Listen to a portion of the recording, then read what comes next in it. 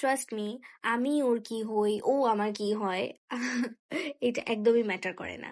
Because the bond we share with each other is what actually matters.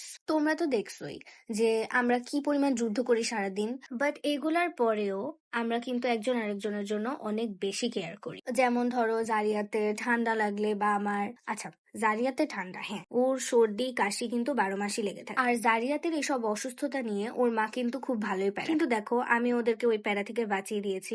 Because I have researched and found the most useful thing ever, which is this tiny b baby oil, যেটা specially design করা হয়েছে বাচ্চাদের বুকে যে flame and কনজেশন থাকে সেটাকে দূর করে and makes it feel really really really light. আসলে আমরা কেউই চাই না যে মিল্কু কোনো অ্যান্টিবায়োটিক বা করা কোনো মেডিসিন নিক।